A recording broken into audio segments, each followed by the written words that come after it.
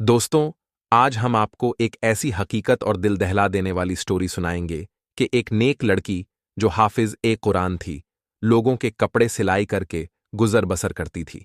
मरने के बाद वो क्यों आजाब का शिकार हुई, उसकी कब्र का हाल जानकर हर कोई दंग रह गया, क्योंकि वो बड़ी नेक थी।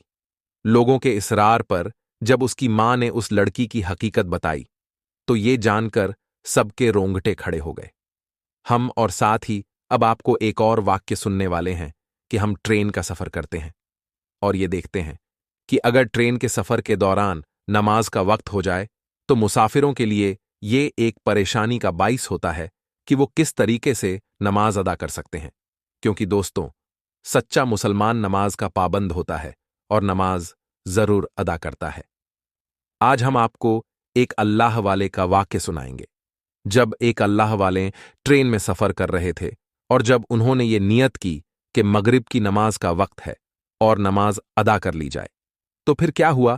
तो सबसे पहले हाफिज ए कुरान लड़की का वाक्य सुनते हैं। लिहाजा गुजारिश यही है कि इस वीडियो को आखिर तक जरूर देखें, क्योंकि बहुत सारी औरतें कपड़े सिलाई करते वक्त ऐसी गलतियां करती हैं।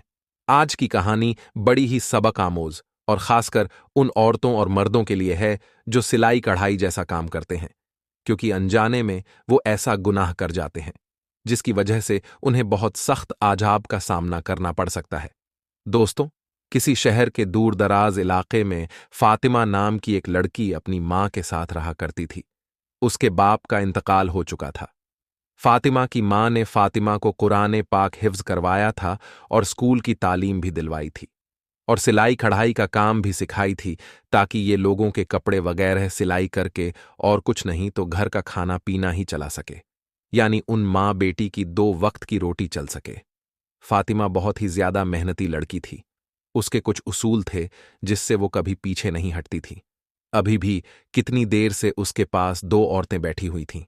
बार बार कपड़े सिलाई के लिए इसरार किए जा रही थीं, लेकिन फातिमा ने 2 टूक लफ्जों में उन्हें जवाब दे दिया कि वह उनके कपड़े नहीं सिल सकती। वो औरतें फिर भी फातिमा की मिन्नतें करने लगीं। फातिमा देखो, इनकार ना करो, तुम सबके कपड़े सिलाई करती हो और बहुत अच्छी करती हो। हमारे कपड़े भी सिल दो। बहुत महंगे कपड़े खरीदे हैं किसी ऐसी दर्जी को देकर। हम अपने कपड़े खराब नहीं करवाना चाहते। तुम तो जानती हो, तमाम गली मोहल्ले की औरतें तुमसे ही कपड़े सिलवाती हैं। तुम कम दाम में बहुत अच्छी सिलाई करके देती हो और कपड़े पहनने में भी बहुत अच्छे लगते हैं। फातिमा बोली, लेकिन जैसा डिजाइन आप लोग बोल रही हो, इस तरह के कपड़े मैं नहीं सिल सकती। इन कपड़ों में पूरे पूरे बाजू नजर आएंगे। शलवार का डिजाइन भी ऐसा होगा कि पिंडलियों से ऊपर पांव दिखेंगे। तौबा तौबा, मैं ऐसे कपड़े कैसे सिल सकती हूं। फातिमा ने ये बोलकर साफ साफ इनकार कर दिया। वो औरतें कहने लगीं, हम तुम्हें 600 सिलाई देने के बजाय 1000 जोड़े की सिलाई देंगे। हमें तुम्हारे हाथ की सिलाई बहुत ज्यादा पसंद है। तुम बहुत नफासत से काम करती हो। फातिमा खड़ी हुई और कहने लगी, नहीं बाजी, मैं सिलाई नहीं करूंगी। और फिर वो आपने बावर्ची खाने की तरफ चली गई। फातिमा की अम्मा ने शर्मिंदगी से उन दोनों औरतों से माजरत की और कहने लगी, मेरी बेटी थोड़े पर्देदार हैं, वो इसलिए इस तरह के कपड़े नहीं सिती। वो दोनों औरतों के जाने के बाद फातिमा की मां ने फातिमा से कहा, बेटी, तुम क्यों लगी, रोजी को धक्का देती हो। आखिर तुम कपड़े सिलाई क्यों नहीं करना चाहती थी? कोई 4 पैसे आ जाते। फातिमा बोली, अम्मा, मैं ऐसे ही बेहया के कपड़े किसी को सिलकर नहीं दे सकती। इतना कहकर फातिमा अपना दुपट्टा सेट करते हुए वजू करने चली गई और उसकी अम्मा भी खामोश हो गई। वो जब भी फातिमा से कोई बात करती तो वो इसी तरह के जवाब देती थी। उन्हें अपनी बेटी से बहुत ही ज्यादा मोहब्बत थी। उसकी मां भी लोगों के घरों का काम करके आती थी और बेटी घर पर मेहनत करती थी। ऐसा करते करते फातिमा ने अपने पूरे जहेज का सामान बना लिया। फिर फातिमा की मां ने अच्छा लड़का देखकर फातिमा की शादी कर दी। वो लड़का गरीब जरूर था, लेकिन फातिमा की बहुत इज्जत किया करता था। फातिमा की मां ने शादी तय करते वक्त ये कहा था कि मेरा तो कोई सहारा नहीं, मेरी बेटी के अलावा, इसीलिए मैं अपनी बेटी और दामाद को अपने घर पर ही रखूंगी। वह लोग भी मान गए। इस तरह शादी के बाद भी अपनी ही मां के घर दोबारा से रहने लगी। उसका शौहर जितने भी पैसे कमाता, लेकिन घर का गुजारा फिर भी बहुत ही मुश्किल था। फातिमा को कपड़े सिलाई करना ही पड़ता था। वक्त ऐसे ही गुजरता गया। फातिमा प्रेग्नेंट हो गई, यानी हामिला हो गई। अब फातिमा से कपड़े सिलाई करना बड़े मुश्किल हो रहे थे। इधर फातिमा को ये खुशखबरी मिली और उधर से शौहर ने घर आकर बताया कि उसे नौकरी से निकाल दिया गया है। फातिमा यह बात सुनकर रोने तड़पने लगी कि अब मेरा क्या होगा? मैं इस हाल में भी कपड़े सिलाई करूंगी क्या? मुझे सुकून नहीं मिल सकता? हालांकि फातिमा का शौहर फातिमा का बहुत ही ज्यादा ख्याल रखता था। जब वो कपड़े सिलाई करने बैठती तो फातिमा को वहीं बैठे चाय भी बनाकर देता, कभी खाना बनाकर देता और बाहर नौकरी भी करता था। अब अक्सर ही फातिमा की अपने शौहर से काम के सिलसिले में बहस हो जाती, शौहर से बदतमीजी करने लगती। जब खाना खाने बैठता तो आगे से ये कह देती, काम के ना काज के दुश्मन अनाज के। वो बेचारा दो निवाले खाता और उठकर बाहर चला जाता। हालांकि वो भी रोज काम ढूंढने के लिए जाता था और ये तो अल्लाह तबारक व ताला की मर्जी थी कि उसको काम मिल ही नहीं रहा था। ऐसा करते करते आखिर वह दिन आ गया कि फातिमा के घर में बेटी पैदा हुई। फातिमा का शौहर और फातिमा की मां बच्ची को देखकर बहुत ही ज्यादा खुश हुए। फातिमा का शौहर तो बच्चे की खुशी में घर घर में मिठाइयां बांट रहा था। इधर फातिमा के शौहर को बच्ची की खुशी मिली और उधर फातिमा के शौहर का काम भी लग गया। जहां फातिमा के शौहर को काम मिला, वो ठेकेदार बड़ा ही सख्त मिजाज का था। मजदूरों के साथ बदतमीजी से पेश आता, उसे बस काम ही प्यारा था। लोग बस मजबूरी के तहत उसके पास में काम करते थे और अक्सर वो मजदूरों को गंदी गालियां भी दिया करता था। इधर फातिमा के घर का गुजारा मुश्किल हो रहा था। जब बेटी थोड़ी सी बड़ी हुई तो फातिमा ने फिर से अपनी सिलाई कढ़ाई का काम शुरू कर दिया, ताकि उसकी बेटी का खर्च भी पूरा हो सके। जो भी औरतें कपड़े सिलवा कर ले जातीं, उनके कपड़े में से जो कपड़ा बच जाता, वो औरतें उसी को दे देतीं। उसी कपड़े से वो अपनी बेटी के छोटे छोटे फराक सिलवाया करती थी और उसको पहनाती। इसी तरह वो गुजर बसर कर लेती, क्योंकि फातिमा के शौहर की इतनी कमाई तो नहीं थी कि जिससे वो ज्यादा खर्च कर सके। बिजली के बिल और घर का सौदा अकेला शौहर पूरा कर सकता था। फिर एक दिन खुदा की करनी ऐसी हुई कि उन लोगों के घर में जलजला सा आ गया। हुआ कुछ यूं कि फातिमा का पांव अचानक सीढ़ियों से फिसला और पहली सीढ़ी से गिरती हुई आखिरी सीढ़ी तक आ गई। उसके सर से इतना खून बह गया, फातिमा की मां रोने चिल्लाने लगी। पूरा मोहल्ला उनके घर में इकट्ठा हो गया। जल्दी से फातिमा के शौहर को खबर दे दी गई। जुमा का दिन था और फातिमा का शौहर इसलिए आज काम पर था कि एक्स्ट्रा जो पैसे मिलेंगे मैं अपनी बच्ची के लिए खिलौने खरीदूंगा। उस दिन और कोई मजदूर वहां काम नहीं कर रहा था। जब फातिमा के शौहर को बीवी की ऐसी खबर मिली तो जल्दी से अंधाधुंध उसने ताले लगाए और भागकर घर वापस आ गया। चाबी उसने अपने जेब में रख लिया और जल्दी से घर आ गया। डॉक्टर के पास ले जाते फातिमा रास्ते में ही दम तोड़ गई। फातिमा के शौहर को फातिमा की कही हुई बातें बहुत याद आ रही थीं। वो तड़प तड़प कर रो रहा था और फातिमा की मां भी बिलक बिलक कर रो रही थी। फातिमा का शौहर इसलिए भी ज्यादा रो रहा था कि उसकी मासूम सी बच्ची उसका क्या बनेगा, बिन मां के कैसे पलेगी। अभी तो वो इतनी छोटी थी कि मां का दूध पीती थी।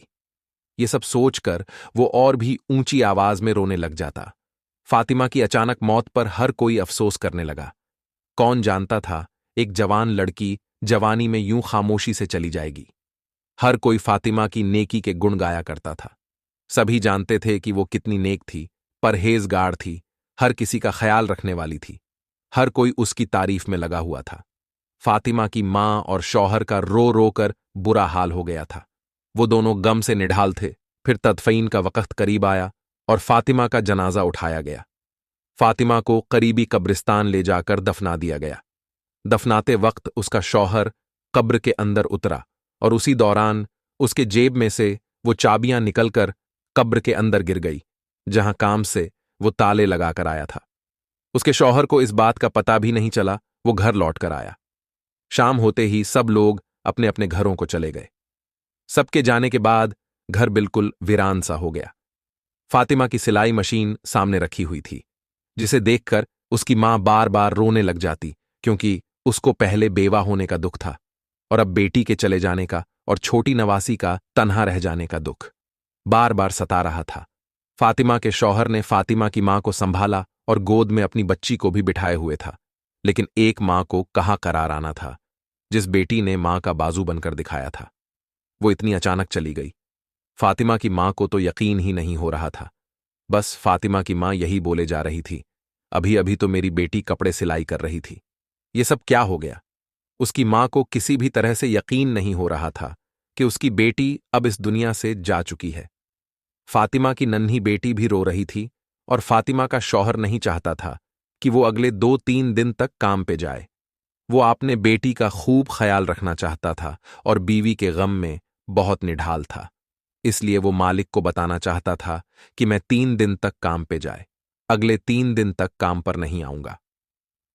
जैसे ही फातिमा के शौहर ने जेब को हाथ लगाया तो उसकी जेब में चाबियां नहीं थीं। वह सोच में पड़ गया कि आखिर ये चाबियां कहाँ चली गईं।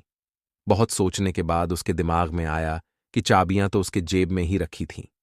फातिमा की मां भी अपने दामाद का परेशानी वाला चेहरा देख रही थी। कहने लगी, फुरकान बेटा, क्या बात है। तब फुरकान ने अपनी सास को बताया, मां जी मेरी जेब में चाबियां थीं, वो पता नहीं कहाँ गिर गई, पता नहीं मस्जिद में गिर गई या कब्रिस्तान में गिर गई। उसी वक्त फुरकान के ज़हन में ये बात आई कि जब वो कब्र के अंदर उतरा था उस वक्त कहीं चाबियां कब्र में तो नहीं गिर गईं। इसी सोच के आते ही वो बहुत ज्यादा परेशान हो गया, क्योंकि वो ठेकेदार बहुत ही ज्यादा जहरीला आदमी था। उसने तो फुरकान को छोड़ना नहीं था। जरा सी चाबी के गुम होते ही उसने तो उसके जान ले लेनी थी, क्योंकि उसको इंसान से ज्यादा उनके काम की फिक्र रहती थी। अभी फुरकान यही सोच रहा था कि ठेकेदार का फोन आ गया और उसने कहा, सुबह बंधे काम पर लगाने हैं तो मुझे अभी इसी वक्त रातों रात चाबियां देकर जाओ, ताकि मैं बाकी काम पर सुबह सवेरे मजदूरों को लगा सकूं। इतनी बात सुनकर फुरकान का हल्क खुश्क हो गया। वो ये भी ना कह सका कि चाबियां कहीं गुम गई हैं। उसने बस इतना ही कहा, मैं आपको चाबियां सवेरे पहुंचा दूंगा। अब उसे रातों रात में चाबियां तलाश करनी थी।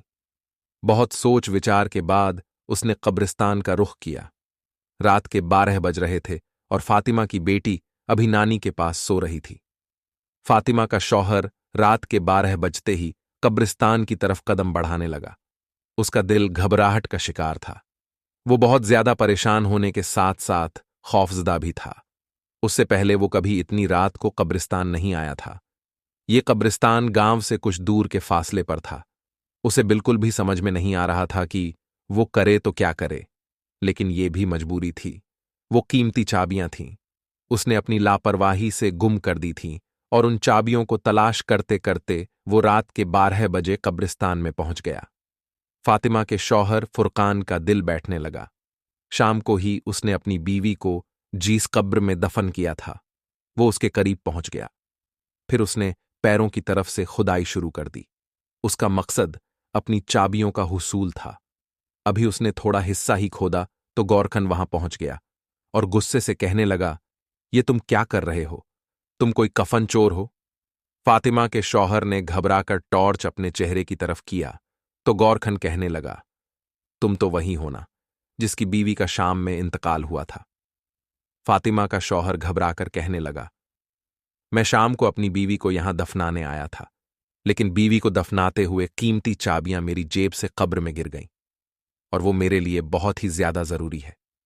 मेहरबानी आप ही मेरी मदद कर दो। ये सुनना था कि वो आदमी जो गौरखण था फातिमा के शौहर की मदद करने लगा। दोनों ने मिलकर बहुत जल्दी अच्छी खासी कब्र खोद ली।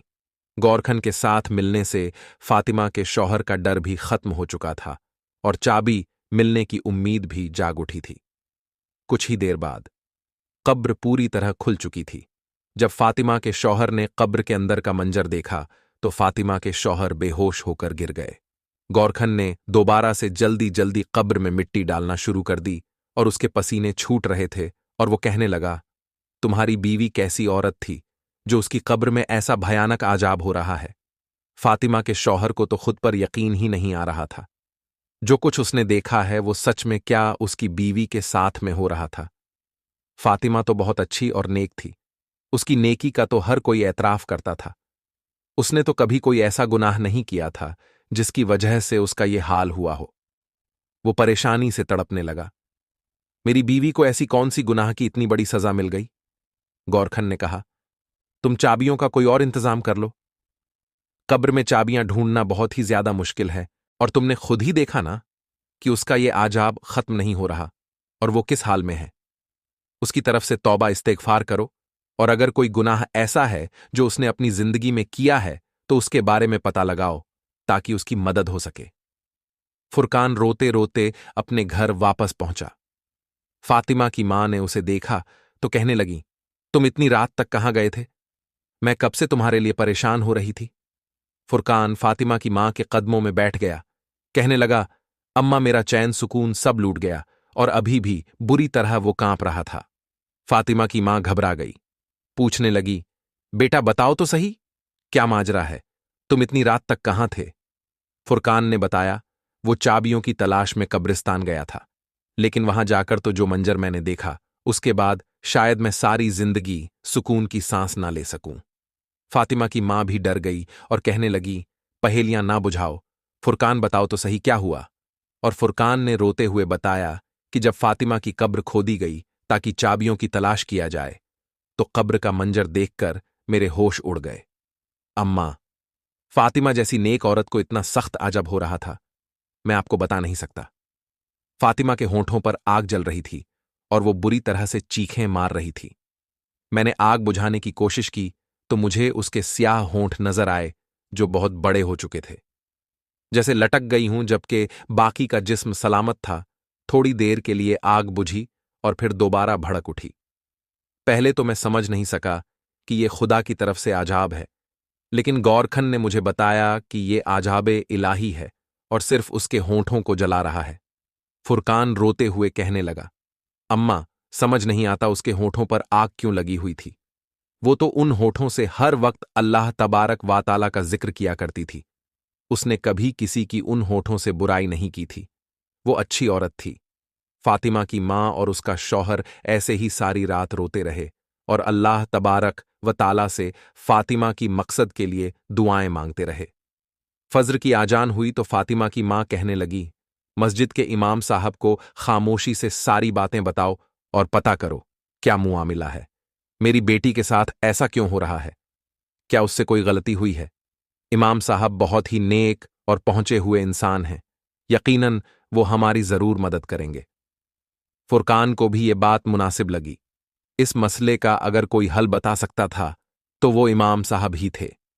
फुरकान नमाज के लिए गया तो नमाज के बाद उसने मस्जिद के इमाम साहब को रोक लिया और तन्हाई में उन्हें रोते हुए सारी बातें बता दीं। सारी बातें सुनकर इमाम साहब ने कहा, मैं फातिमा की मां से मिलना चाहता हूं। फुरकान इमाम साहब को अपने घर ले आया और फातिमा की मां से उसकी मुलाकात करवा दी। इमाम साहब पूछने लगे, अम्मा बताओ फातिमा कहीं किसी की चुगली तो नहीं करती थी या कोई ऐसा गुनाह जो उसके मुंह से होता हो? फातिमा की मां कहने लगी, नहीं, मेरी बच्ची सिर्फ सिलाई का काम करती थी। उसे इतनी फुर्सत कहां कि वो पड़ोस में जाए या अपनी सहेलियों को अपने पास बुलाए। फिर ये सुनकर इमाम साहब ने एक ऐसा सवाल किया जिससे फातिमा की मां चौंक उठी। इमाम साहब ने कहा कि फातिमा किसी की अमानत को अपने पास रखती थी, यानी कोई बचा हुआ कपड़ा, कोई जोड़े पर लगने वाली लेस वगैरह। फातिमा की मां कहने लगी, फातिमा तो बचे हुए कपड़े और धागे वगैरह सब कुछ वापस लौटा देती थी, और जो कपड़ा उसे चाहिए होता था तो वो पूछ कर लिया करती थी। इमाम साहब कहने लगे, सोच लो, क्या ऐसी गलती हो सकती है जिसकी वजह से उसके मुंह को ही आजब हो रहा है? लेकिन फिर भी उसने जाने अनजाने में कोई ऐसा गुनाह तो जरूर किया है। अमानतों के मामले में हमें बहुत सख्त तौर पर सवाल जवाब का सामना होगा। मुझे लगता है यहां अमानत का ही कोई मामला है, क्योंकि फातिमा बेटी की नेकी से तो हम भी खुद वाकिफ हैं, क्योंकि इमाम साहब भी फातिमा को अच्छी तरह जानते थे। उन्हीं के पास तो फातिमा ने कुरान पाक हिफ्स किया था। इमाम साहब कहने लगे, अम्मा फिर भी बेटी की कोई ऐसी बात सोचकर बताओ जो वो किया करती थी। और इस आदत का ताल्लुक फातिमा के होठों से हो। बहुत बार मैंने उसे समझाया कि इस तरह होठ भी कट सकता है, लेकिन वो अपनी आदत में पक्की हो चुकी थी। ये सुनते ही इमाम साहब कहने लगे, तो फिर हो सकता है कि ये आजाब उसी धागे के जर्रे की वजह से हो, क्योंकि जब फातिमा की मौत हुई थी तो उससे पहले वो कपड़े सिलाई से उठकर सीढ़ियों की तरफ गई थी। शायद उसकी मौत के वक्त वो धागे का जरा उसके मुंह में रह गया हो और उस धागे की वजह से उस पर आजाब हो रहा हो। सिलाई के बचे हुए सामान के साथ धागे के एक जरा सा टुकड़ा भी उस शख्स की अमानत कहलाता है जो कपड़ों की सिलाई के पैसे देता है। सारी बची हुई चीजों की तरह धागा और दूसरी चीजें भी वापस करना बहुत ही ज्यादा जरूरी होती है। बेहतर है कि आप लोग उसकी मगफिरत की दुआ करें और जो लोग भी फातिमा से कपड़े सिलवाते थे उन सब से बात करके फातिमा की आदत के बारे में बताएं और उसके लिए माफी मांग लें। ये सुनकर फातिमा की मां बहुत ज्यादा परेशान हुई। बाज़ाहिर ये तो बहुत मामूली सी बात थी, लेकिन उसकी वजह से फातिमा को इतना सख्त आजाब होगा ये उनके वहमोगुमान में भी ना था। फिर फातिमा की मां ने उन सब लोगों को अपने घर में जमा किया जिनके फातिमा कपड़े सिलाई करती थीं और सबको फातिमा की इस छोटी सी आदत का बताकर फातिमा की मगफिरत के लिए हाथ जुड़े। लेकिन यह कोई ऐसी बड़ी बात तो नहीं थी, इसीलिए सब ने फौरन माफ कर दिया। कुछ लोगों की नज़र में यह तो गुनाह भी नहीं था, लेकिन जो बात इंसान के नज़दीक मामूली सी होती है आमाल में वो अक्सर भारी होती है। अब ये मामला अमानत का था, शायद इसलिए फातिमा की पकड़ हो गई थी। सब लोग फातिमा की अच्छी आदतों से वाकिफ थे, इसलिए फातिमा को माफ करके चले गए। उसी रात फातिमा की मां ने अपने दामाद से कहा, फुरकान, जल्दी से दोबारा चाबियों के लिए तुम उसकी कब्र लाजमी खोदो और अंदर का मंजर देखकर बताओ कि उस पर आजाब हट गया है। फातिमा की मां जानना चाहती थी कि उसके अजाब के पीछे असल वजह क्या थी। क्या वाकई एक जरा सा धागा उस पर आजाब की वजह बना था? उस रात फुरकान फिर गोरखन के पास गया और उन दोनों ने मिलकर कब्र खोदी तो देखा कि फातिमा की मैयत बिल्कुल ठीक थी।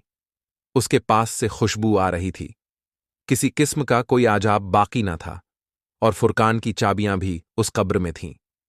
फुरकान ने वो चाबियां वहां से उठाई और कब्र वापस से बंद कर दी और कब्रिस्तान से वापस आकर फातिमा की मां को सारा माजरा सुनाया। उन्होंने अल्लाह का शुक्र अदा किया कि उनकी बेटी पर से आजाब इलाही हट गया और फिर जब ये बात गांव वालों को पता चली तो हर कोई हैरान रह गया कि इस कदर नेकोकार औरत को एक अमानत की वजह से आजाब भुगतना पड़ता था। सारे गांव वालों ने तौबा अस्तगफार की और फिर सबने अपने मुआमलात को सुधारने की कोशिश की। उसी दिन के बाद गांव में हर कोई अमानत को लेकर बहुत चौकन्ना हो गया। किसी के पास किसी के जरा सी चीजें होती तो उसे वापस लौटाया जाता था। फातिमा तो चली गई थी, लेकिन जाते जाते अपनी मां और शौहर को उदास कर गई। वह फातिमा की बेटी और फातिमा का शौहर और मां तीनों उसे हर वक्त बार बार याद करते। फातिमा तो फूल थी जिसकी खुशबू चारों तरफ बिखरी हुई थी। उसके जाने के बावजूद भी लोग उसे बिल्कुल नहीं भूले थे। वो अपने अच्छे अखलाक और रवैये की वजह से सबके दिलों में आज भी जिंदा है। वो अब जन्नत के किसी आला मुकाम पर होगी। जो छोटा सा गुनाह उससे हुआ था उसकी सजा वो भुगत चुकी थी। कहने को तो ये सिर्फ मामूली सी बात है कि छोटा सा धागे का टुकड़ा मुंह से तोड़ने पर उसका रेशा मुंह में रह गया, जिसे फातिमा चबाकर थूक भी दिया करती थी। लेकिन अक्सर सिलाई करने वाली औरतों के साथ यही मामला होता है। बहुत सी औरतों को मैंने खुद देखा है धागा कुतरते हुए, लेकिन क्या कभी किसी ने सोचा है कि उसकी वजह से भी इंसान को अल्लाह तबारक व ताला के आगे जवाब देना होगा। ये जरा से धागे का रेशा भी अमानत का एक हिस्सा है और ये मुआमला कब्र तक जाएगा, और इस तरह से लापरवाही की वजह से भी अल्लाह तबारक व ताला का आजाब होगा। इसलिए आज की ये वीडियो हर उस शख्स के नाम है जो सिलाई कढ़ाई का काम करता है। अगर आप भी ऐसी कोई गलती करते हैं तो खुदारा ऐसी कोई गलती ना करें। अमानत में खयानत ना करें, धागे से लेकर बटन तक हर चीज को वापस कर दिया करें। दोस्तों, अब हम आपको दूसरा वाकया सुनाते हैं। प्यारे दोस्तों, अक्सर हम ट्रेन का सफर करते हैं और ये देखते हैं कि अगर ट्रेन के सफर के दौरान नमाज का वक्त हो जाए तो मुसाफिरों के लिए ये एक परेशानी का बाइस होता है कि वो किस तरीके से नमाज अदा कर सकते हैं। क्योंकि दोस्तों, सच्चा मुसलमान नमाज का पाबंद होता है और नमाज जरूर अदा करता है। आज हम आपको एक अल्लाह वाले का वाक्य सुनाएंगे। जब एक अल्लाह वाले ट्रेन में सफर कर रहे थे और जब उन्होंने ये नियत की कि मगरिब की नमाज का वक्त है और नमाज अदा कर ली जाए, तो फिर क्या हुआ। जब एक अल्लाह के वली ट्रेन से उतरकर नमाज अदा करने लगे तो अल्लाह पाक ने कैसे उनके लिए आसानियां पैदा कर दी कि ट्रेन अपनी जगह से नहीं बढ़ी और 1 इंच भी आगे ना चल सकी। ये सब कैसे हुआ और पूरा वाकया क्या था, आगे हम आपको वीडियो में बताएंगे। वीडियो बहुत प्यारी है, यकीनन आपने इसे लाइक तो कर दिया होगा। अगर आपने इस वीडियो को लाइक नहीं किया है तो इसे लाइक जरूर करें और हमारे चैनल को सब्सक्राइब करके बेल आइकन भी दबा दें। दोस्तों, जो शख्स अल्लाह पाक की इबादत करता है, नमाज की पाबंदी करता है, नमाज अदा करता है, तो अल्लाह पाक उसके लिए आसानियां पैदा कर देता है। लेकिन अगर कोई शख्स इस दुनिया के अंदर मग्न हो जाए, दुनिया की दौलत और आसानियों को तलाश करने के लिए भागता फिरे, तो अल्लाह पाक उसको इसी में थका देता है। और अगर वो शख्स अल्लाह की इबादत करे और वो तमाम काम करे जो अल्लाह को पसंद है, तो अल्लाह पाक उसे इस दुनिया की खुशियां और आसानियां भी अता करता है और आखिरत में भी उसके लिए बड़े इनाम का हिस्सा रख दिया जाता है। लिहाजा मेरे प्यारे दोस्तों, जो लोग खास तौर पर 5 वक्त की नमाज की पाबंदी करते हैं, वक्त पर नमाज अदा करते हैं और अपनी नमाज का दिखावा नहीं करते, तो अल्लाह पाक उन पर अपना खास कर्म कर देता है। उन लोगों को मुश्किलात से बचा लेता है और उन लोगों के लिए दुनिया और आखिरत दोनों में आसानियां पैदा हो जाती हैं। हम ऐसे कई वाक़ियत सुनते हैं कि वो लोग जो नमाज पढ़ रहे थे तो उन पर किसी जानवर ने हमला कर दिया या कोई मोजी जानवर उनके सामने आ गया, तो अल्लाह ने इसी नमाज की बरकत से उन लोगों को कैसे महफूज रखा। लेकिन प्यारे दोस्तों, आज जो वाक़या हम आपके सामने पेश करने जा रहे हैं, ये एक अल्लाह वाले बुजुर्ग का है, जो ट्रेन का सफ़र इस नीयत से कर रहे थे कि दीन इस्लाम की तबलीग की जाए और लोगों तक अल्लाह का पैगाम पहुंचाया जाए, उन्हें अल्लाह पाक की इबादत का दर्श दिया जाए और उन्हें बताया जाए कि वो वाहिद रब, जो तमाम जहानों को पैदा करने वाला, उन्हें पालने वाला और रिज़्क अता करने वाला है। लिहाजा ये अल्लाह वाले बुजुर्ग इसी नीयत से ट्रेन में सफ़र कर रहे थे और सफ़र के दौरान एक प्लेटफार्म पर यानी एक स्टेशन पर ट्रेन रुकी तो मगरिब का वक्त हो चुका था। इन अल्लाह वाले बुजुर्ग ने अपने साथियों के साथ ये मशवरा किया कि चूंकि ट्रेन तो स्टेशन पर रुकी है, लिहाजा हम यहां पर नमाज अदा कर लेते हैं, बजाय इसके कि ट्रेन के अंदर बैठकर जल्दी जल्दी में नमाज अदा की जाए। हम ट्रेन से उतरकर नमाज पढ़ेंगे और फिर अपने सफ़र को वापस शुरू कर लेंगे। लिहाजा ये अल्लाह वाले बुजुर्ग और इनके तमाम साथी ट्रेन से उतरे। इन तमाम लोगों ने वजू किया और एक तरफ नमाज मगरिब अदा करने लगे। जैसे ही फ़र्ज की अदायगी के लिए नमाज शुरू की गई तो दूसरी जानिब से ट्रेन ने अपना हॉर्न बजाना शुरू कर दिया, जिसका मकसद ये था कि ट्रेन अपने सफ़र को एक बार फिर से शुरू करने वाली है, यानी ट्रेन चलने वाली है। लेकिन दोस्तों, बहुत जल्द ट्रेन से हॉर्न की आवाज़ आना बंद हो गई। मामला ये हुआ कि ट्रेन का इंजन स्टार्ट नहीं हो रहा था। ट्रेन मास्टर और ट्रेन की टीम वाले इस पर बड़ा परेशान हुए कि बीच रास्ते इस प्लेटफार्म पर आकर ट्रेन रुक गई है और अब इसका इंजन भी स्टार्ट नहीं हो रहा है। लिहाजा फौरी तौर पर मैकेनिक को बुलाया गया ताकि तकनीकी मसले को देख लिया जाए। दोस्तों, ये बात याद रहे कि ट्रेन अपना हॉर्न बजाने के बाद अपने सफ़र को आहिस्ता आहिस्ता शुरू कर देती है और अगर कोई मुसाफिर प्लेटफार्म पर रह जाए तो ट्रेन कभी उसका इंतजार नहीं करती। लिहाजा तमाम मुसाफिरों को यह खबर और यह हिदायत पहले ही जारी कर दी जाती है कि जैसे ही हॉर्न की आवाज़ सुने तो फौरी तौर पर अपने डिब्बे पर यानी ट्रेन पर सवार हो जाए। दोस्तों, ट्रेन का हॉर्न तो बजना बंद हो चुका था, जबकि ये अल्लाह वाले और इनके साथी नमाज अदा कर रहे थे। मैकेनिक ने आकर ये बताया कि ट्रेन के इंजन में तकनीकी तौर पर कोई खराबी नहीं है, यानी ट्रेन का इंजन बिल्कुल ठीक है, ये स्टार्ट भी होना चाहिए और बिल्कुल चलना भी चाहिए। अब क्योंकि ये मामला मैकेनिक को भी समझ में नहीं आ रहा था, तो उसे रुखसत कर दिया गया, वापस भेज दिया गया। ट्रेन मास्टर बहुत परेशान था और इसी परेशानी के आलम में वो प्लेटफार्म पर टहल रहा था। उसने देखा कि एक तरफ कुछ लोग नमाज अदा कर रहे हैं, तो फौरन पूछने लगा कि ये लोग कौन हैं? क्या ये किसी ट्रेन का इंतजार करने वाले हैं या फिर इसी ट्रेन पर सफर करने वाले थे? ट्रेन मास्टर को बताया गया कि ये इसी ट्रेन पर सफर करने वाले थे, ये मगरिब की नमाज अदा करने के लिए ट्रेन से उतरे हैं। ट्रेन मास्टर किसी हद तक मामले को समझ गया और एक जानिब बैठकर इन लोगों को देखता रहा। जैसे ही अल्लाह वाले यानी इन बुजुर्ग ने नमाज मुकम्मल की तो ट्रेन मास्टर खुद इनके पास गया और जाकर गुजारिश करने लगा कि ए अल्लाह वाले शख्स, मैंने आपको नमाज अदा करते देखा है। आप नमाज अदा करते रहे और उधर हमारी ट्रेन का इंजन बंद हो चुका है। मुझे ये लगता है कि शायद अल्लाह पाक ने आपकी इस नमाज को पसंद करके इस ट्रेन को आपके लिए रोक दिया है। अगर आप नमाज अदा कर चुके हैं तो बराहे कर्म आप इस ट्रेन पर सवार हो जाएं ताकि हम सफर को दोबारा शुरू कर सकें। प्यारे दोस्तों, ये अल्लाह वाले बुजुर्ग अपनी नमाज मुकम्मल कर चुके थे, लिहाजा ये फौरी तौर पर ट्रेन के डिब्बे पर सवार हुए और अपनी सीट पर जाकर बैठ गए। दूसरी जानिब ट्रेन के ड्राइवर ने अब जैसे ही इंजन को स्टार्ट किया तो इंजन फौरन स्टार्ट हो गया और इस ट्रेन ने अपने सफर को फिर से शुरू कर दिया। तो दोस्तों, ये वाकया पेश आया जब एक अल्लाह वाले ट्रेन से उतरकर नमाज अदा करने लगे। दोस्तों, एक मर्तबा एक उस्ताद ने बच्चों से पूछा, मुझे बताओ कि कौन लोग नमाज नहीं पढ़ते हैं। एक बच्चा उठा, उसने कहा, जो लोग मर चुके हैं वो नमाज नहीं पढ़ते हैं। दूसरा उठा, उसने कहा, जो लोग काफिर हैं वो नमाज अदा नहीं करते। तीसरा उठा, उसने कहा, जिन्हें नमाज पढ़ना नहीं आती वो नमाज नहीं पढ़ते। बच्चे तो अपने जवाब देकर खामोश हो गए, मगर उस्ताद को भी खामोश कर दिया। उसे इस सोच में डाल दिया कि मेरा शुमार किन लोगों में है। क्या मैं मर चुका हूं जो नमाज अदा नहीं करता? क्या मैं काफिर हूं जो नमाज पढ़ने मस्जिद नहीं जाता?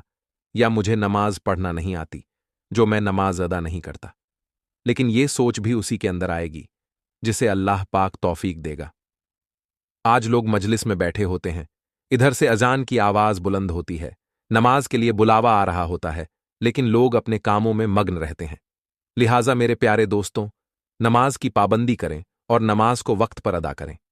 अल्लाह पाक हमें कहने सुनने से ज्यादा अमल करने की तौफीक अता फरमाए और पांचों वक्त की नमाज पढ़ने की तौफीक अता फरमाए। आमीन। दोस्तों, अगर आपको ये वीडियो जरा सी भी अच्छी लगी हो तो इस वीडियो को एक लाइक करके हमारे चैनल को सब्सक्राइब जरूर कर लीजिएगा। हम मिलेंगे आपको अगली वीडियो में, तब तक के लिए अल्लाह हाफिज।